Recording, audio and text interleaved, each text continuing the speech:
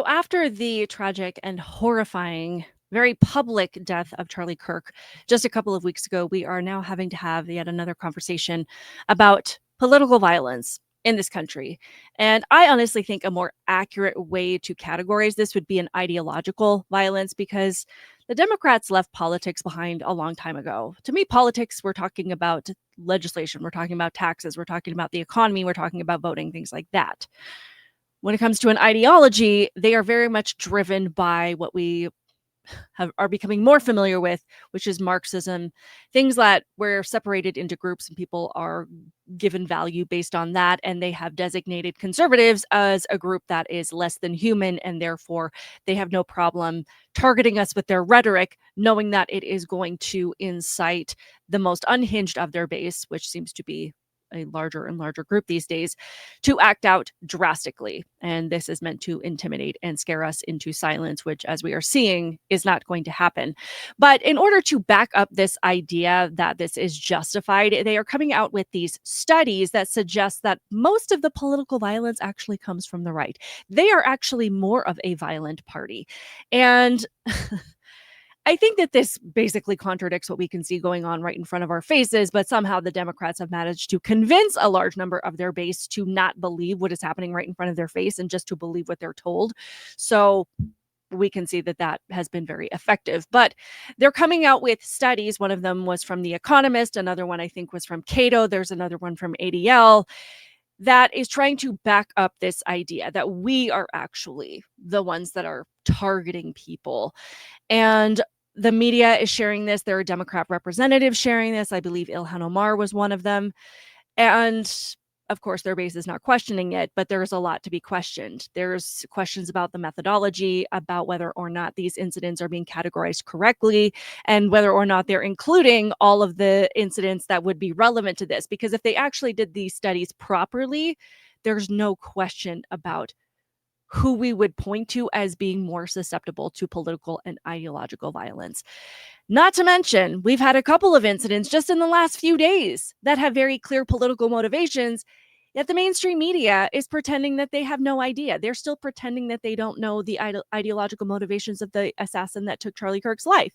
They're playing dumb, essentially. And for some reason, their base is still buying it. So we're going to get into all of this, some of the things that have played out in the last couple of days, the flaws in this study. I'm going to go over briefly, but I will drop a couple of articles that kind of outline it in more detail so you can be prepared to counter this ridiculous narrative that is going around right now. And also just kind of the differences between the left and the right. You know, when political violence happens on our side, what is it truly driven by? And is it really from our side versus when political violence happens on the left and what it is driven by, because those, again, are two very different things. But before we get too much further, I'm Outspoken Samantha. I appreciate you so much for being here.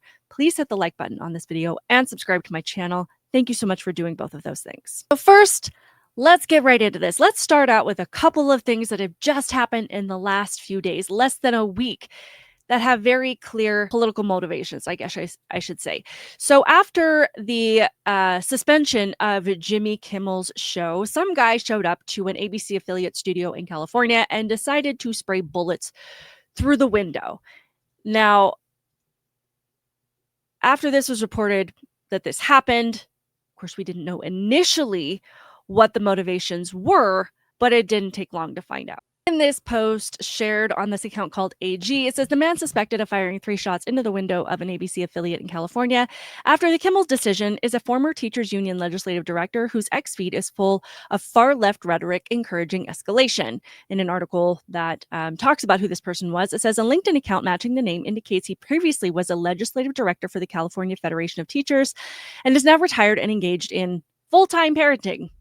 Well, that's great. Maybe check on the kids. It says an X account matching that profile contains a steady stream of anti-Trump commentary. Quote, the authoritarian oligarchy is now complete, the account posted in July. CBS Plus, caving big law firms in D.C., the subservience FBI and AG, the university president stepping down, fanboys SCOTUS, public radio, ICE goons, we are going to have to, quote, fight like hell, rules don't apply. if election was stolen. And as usual, when you do the dirty work for the left, you will be let out of jail immediately. It says breaking. Man arrested for shooting up Sacramento ABC station had an X account full of anti-Trump posts, already released from jail under California law. That's great. And I just want to say all of this is my opinion, YouTube, so don't come for me. Then on Sunday morning, I woke up to the news that says 1 dead, multiple people injured in shooting at wedding at Sky Meadow Country Club in New Hampshire. It says a crazed gunman stormed a wedding at a New Hampshire country club and opened fire, leaving 1 dead and several injured Saturday night, according to police and local reports. The shooter burst into the dining room at Sky Meadow Country Club in Nashua around 7:30 p.m., spraying bullets at the frantic crowd until a heroic guest smashed a chair over his head. And this was somebody that was interviewed. I believe he was a guest there. I could be wrong, but he seemed to know a lot about the situation. And he had some interesting things to say about what the gunman said as he was creating all of this chaos. You say that he was walking through the party. Was this actually at the wedding venue? No, he was not in the wedding venue. He was in the restaurant. And basically he must have came through, went right. It looked like a target that he was going right for this person. So I feel terrible for him. Did he dress him by name? Did you get the sense that they knew who? Didn't hear anything. He just came out and said, what he said was the children are safe and, free Palestine. I'm sorry. He said what? Just came out and said, what he said was the children are safe and, free Palestine. Apparently, you can't even hold a wedding reception without one of these crazy people showing up and wreaking havoc on your very innocent and what should be happy event. They are determined to make everybody as miserable as they are. Then we all heard about the Dallas sniper that showed up and sprayed an ICE facility with bullets. And per the images that were released by Kash Patel, anti-ICE was written on one of the casings. It says a crazed gunman who scrawled anti-ICE on his ammo opened fire on federal agents and immigration detainees in Dallas on Wednesday morning, killing 1 migrant and wounding 2 others in the latest horrifying attack on ICE and Border Patrol authorities. The shooting at the Dallas ICE facility is being investigated as an act of targeted violence. The special agent in charge of the FBI's Dallas field office, Joe Rothrock, told a press conference on Wednesday morning. Now, considering that it was actually detainees who were injured, I was a little bit confused about what his motives were, because if this was somebody on the right was trying to get people deported and angry about perhaps the speed at which it was happening, then maybe that was the motive. I was willing to give that a little bit of room to potentially be the story.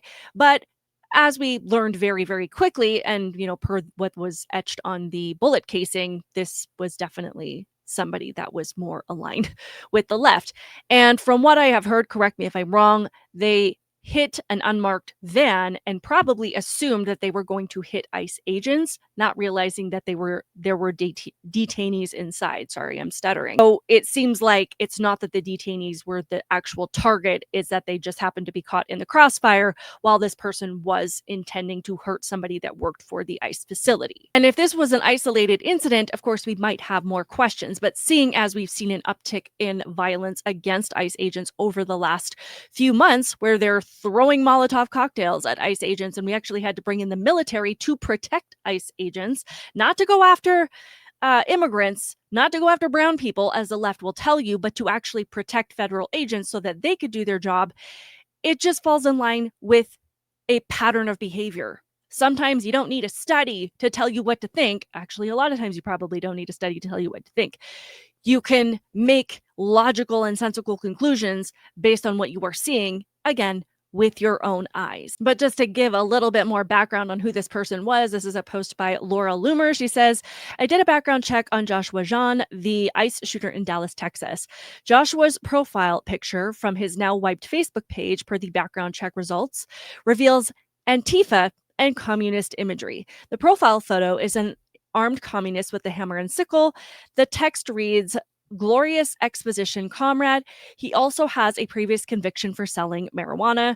Proof this was leftist political violence against ICE officers. But as I said, of course, the left is going to play dumb. I have no idea where he got these ideas. I have no idea where people would feel entitled to spray an ICE facility with bullets, or in general, just to feel like political violence or reacting with violence is an acceptable way to handle things that you disagree with, despite the fact that we've seen years and years of riots and campouts and attacking law enforcement and targeting whoever basically gets in their way, and businesses and people in the communities that have to deal with this boarding up their windows and doors because they know that when the Democrat Party doesn't get their way, that this is how they respond to things. It's the reputation that they have built for themselves.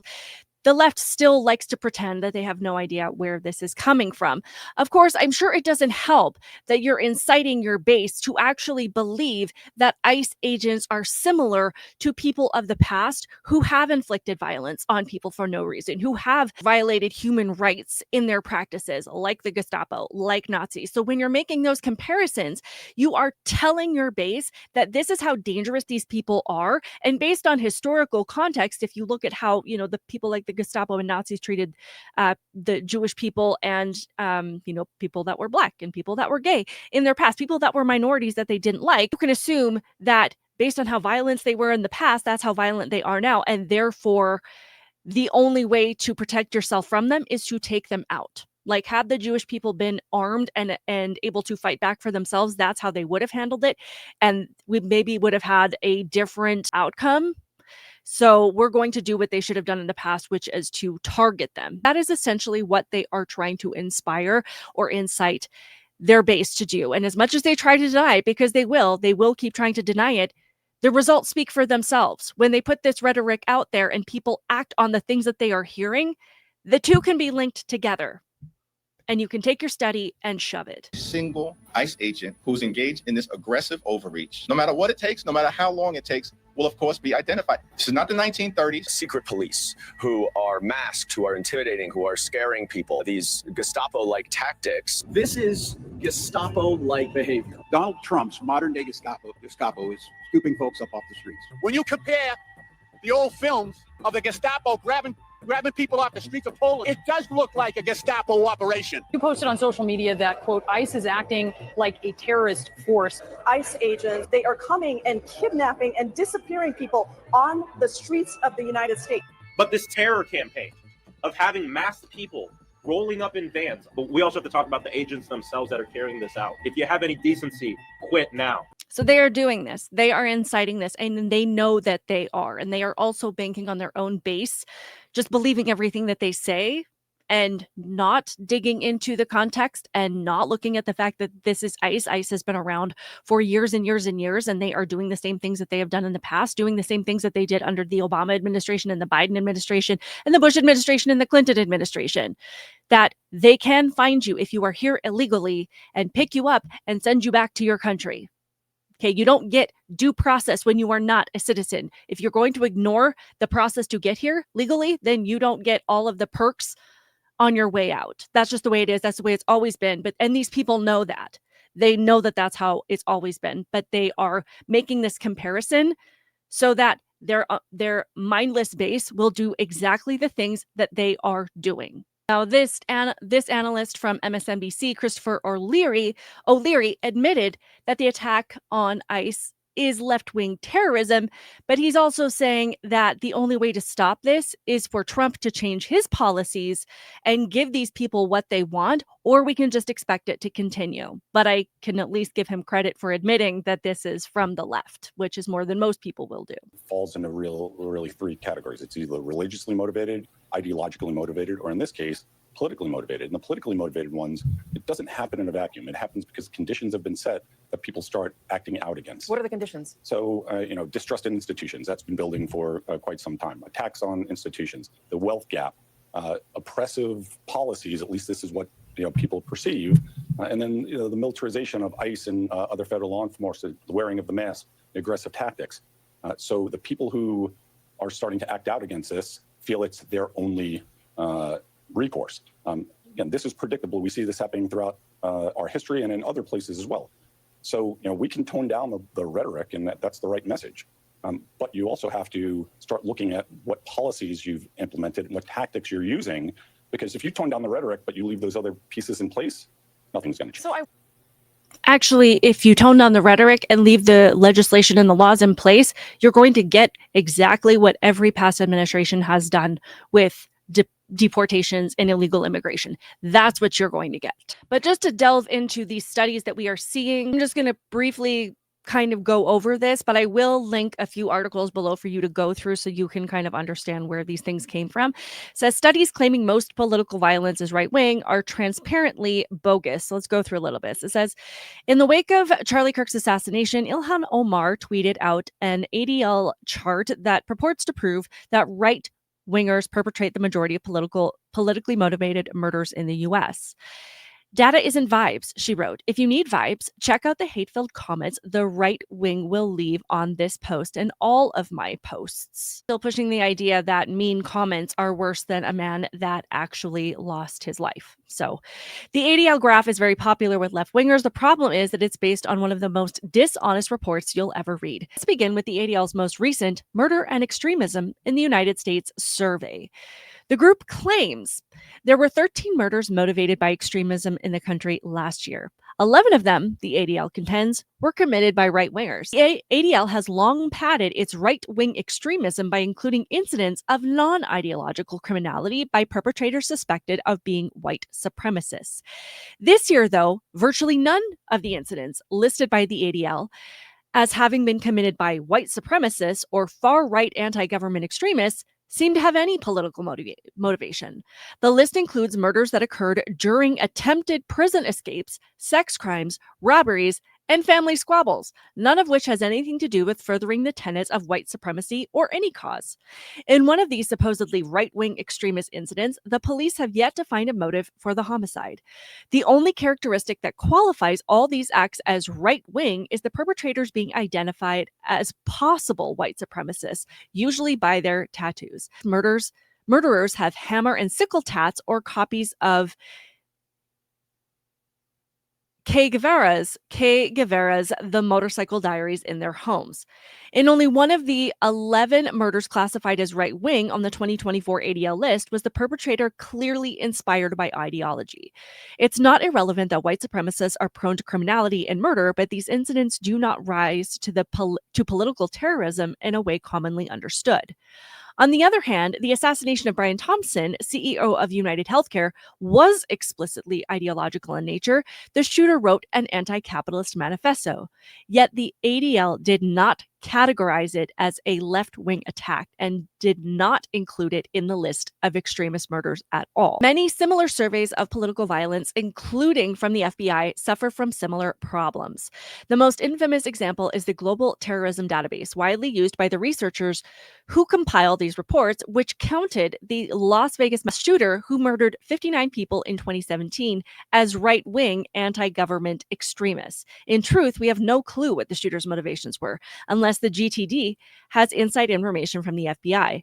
Of the 32 other incidents the organization labeled right-wing terrorism that year, 12 were merely suspected of being on the right, mostly because they had white skin. Even if the ADL's list was more accurate, it's worth noting that a gang member with a swastika tattoo might be a right-winger and often violent, but he is, despite the contentions of the left, ideologically miles away from popular conservatism. And just to poke a couple other holes in the data that they're sharing, this is a post by Patrick O'Kelly. It says, so you keep hearing about how the right wing is more violent than the left. Part of the stats that the Democrats use are from the Cato Institute. It turns out that 43% of deaths contributed to the right are just the one Oklahoma City bombing 30 years ago. Here are others listed as right-wing that were not from the right. Cato also did not list any deaths from the BLM riots or the wave of transgender shooters in the last 10 years. So in order to get those numbers up for right-wing violence, they have to include people just because they have white skin. They may have white supremacist ties, which we'll get to in a minute, or they have to include multiple fatalities from a bombing that happened decades ago. That's how far they have to stretch to make it seem like we are the more violent ones. Whereas again, we can look at stuff that's just happened in the last couple of weeks and understand exactly where the violence is coming from. But another point that needs to be made here, and this was made by Tim Pool as he was talking to Jesse Waters, is when it is tied to ideology, is it stuff that's coming from the leaders of your movement, or is it really just on the extremist fringe? Because the difference between when it comes from the right versus the left is when it comes from the right, if you can even call it that, it's from people that really are on the extremist fringes, far right, ideologies that 99% of the movement do not associate with, whether it being anti-Black or anti-transgender or anti-gay, white supremacist, and all of these things. These things are not associated with the majority of the right.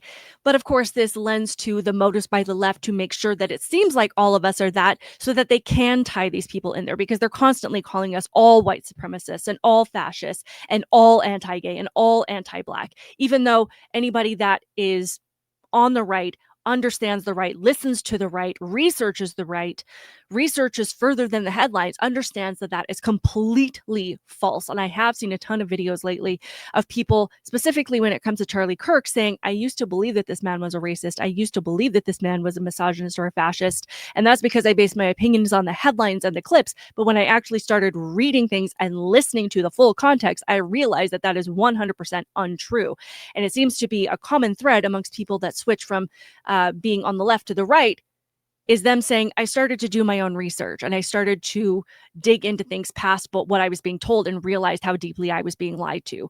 So we understand that the labels that they have painted the right with do not align with where these extremists come from. This is not coming from the leaders of our party. It's not coming from the influencers. It's not coming from the people we listen to.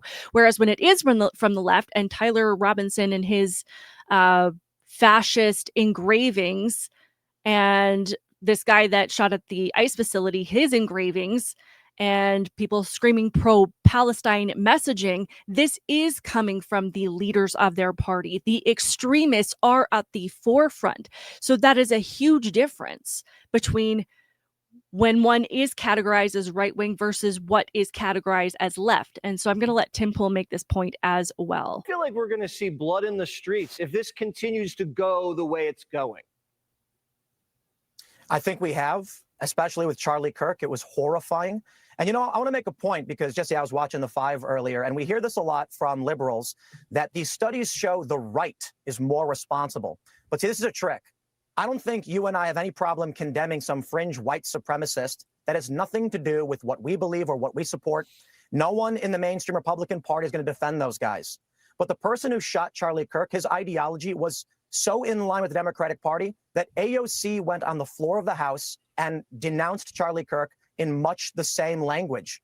This is what we are seeing from run-of-the-mill moderate Democrats. That's actually what has me more concerned. Yeah, and the leadership says nothing. And I think that that is the entire point. When anything comes from the right, if you could call it that, it's the extreme. Again, and we condemn it. We say we do not stand for that. We don't agree with anybody targeting you for your skin color, for your ideology, for your sexuality, for your gender, for your religion, any of that. Like, you have the right to be who you are, especially in America, because that is a founding principle. We are all created equal, and that is what we stand for. Whereas on the left, right after Charlie Kirk is taken out by this guy that engraved fascist engravings on the bullet casings, you have AOC and you have people like Rashida Tlaib and other people in office using the same language, calling Trump a fascist, calling people on the right fascists, using the same language. This is coming from the forefront of their party. So the extremist is the leadership, and then it trickles down to the moderates, whereas we have very rational, sensible people here at the forefront, and the extremists are way out here. What is making this situation even more dangerous for people to speak out, even though I am so incredibly inspired by all of the people that are coming forward and saying, I'm a conservative Christian, I am not going to hold back on my beliefs anymore, this is who I voted for. People are actually feeling emboldened by this because they're not going to be bullied into silence, is the fact that while we are more emboldened to engage in speech and debate and to stand up for ourselves and defend ourselves, people on the left especially as they are being cheered on every time this happens. People are being celebrated for their acts of violence. We have people that are emboldened to do more. They're not doing this behind the scenes. They're not hunting people down in the dark of night. They are willing to do this in broad daylight, as Jesse Waters was just saying. They are emboldened by this ideology, and they're not afraid of consequences. We're not afraid of speaking out. We're not afraid of speaking what we believe. They're not afraid of taking us out for it. They're not afraid of going to jail. They're not afraid of their own lives ending if it means that they get to silence people that they have been led to believe are a threat to them, which is what their own party is telling them constantly. And of course, I'm not saying this to scare anybody. I just think the more information you have, the more that you can be prepared, because you know what you're up against and you know how to deal with it.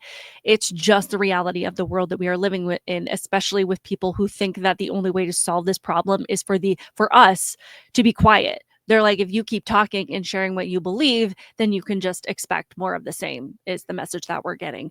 So that being said, go ahead and read the studies, read the articles that I have linked below. Please hit the like button on this video and subscribe to my channel. As you know, we always end with a clip of Charlie Kirk. Keep it real, and I will see you in the next one. Bye. Senator, and I hope I'm wrong, and let's stay in prayer that I'm wrong, that someone is going to get shot the same way that Steve Scalise got shot, and God forbid, killed.